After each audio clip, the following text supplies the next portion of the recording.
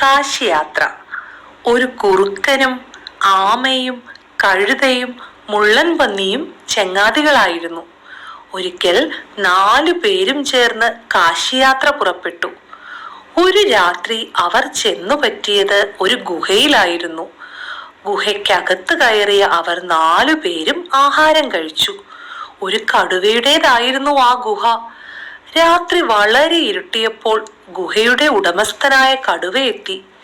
ഗുഹയ്ക്കകത്ത് ആരോ ഉണ്ടെന്ന് മനസ്സിലാക്കിയ കടുവ സാവധാനം ഗുഹാമുഖത്ത് ചെന്ന് ചോദിച്ചു, "എന്റെ ഗുഹയ്ക്കുള്ളിൽ ആരാ?"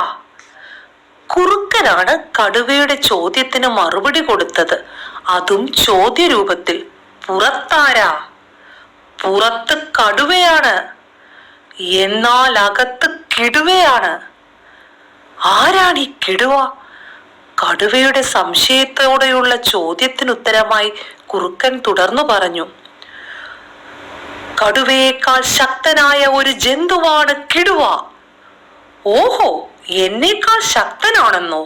എന്നാൽ തന്റെ ദേഹത്തെ ഒരു രോമം കാണട്ടെ." കുറുക്കൻ ഉടനെ മുള്ളൻ പന്നിയുടെ ദേഹത്ത് നിന്ന് ഒരു മുള്ളു പറിച്ചെടുത്ത് ഗുഹയുടെ പുറത്തേക്കിട്ടു. ഇത്ര വലിയ രോമമുള്ളവന്റെ ദേഹം എത്ര വലുതായിരിക്കും? കടുവയ്ക്ക് ഭയം തോന്നി. എങ്കിലും അവൻ വീണ്ടും ചോദിച്ചു, "നിന്റെ ദേഹത്തെ ഒരു ചെള്ളിനെ കാണിക്കാമോ?" താമസിച്ചില്ല. കുറുക്കൻ ആമയെ എടുത്ത് ഗുഹയുടെ പുറത്തേക്കിട്ടു. "ശോ, ഇത്ര വലിയ ചെള്ളോ?" കടുവ ശരിക്കും ഭയന്നു. എങ്കിലും ധൈര്യം സംഭരിച്ച് വീണ്ടും ചോദിച്ചു, "ശരി, നിന്റെ ശബ്ദം കൂടി ഒന്ന് കേൾക്കട്ടെ."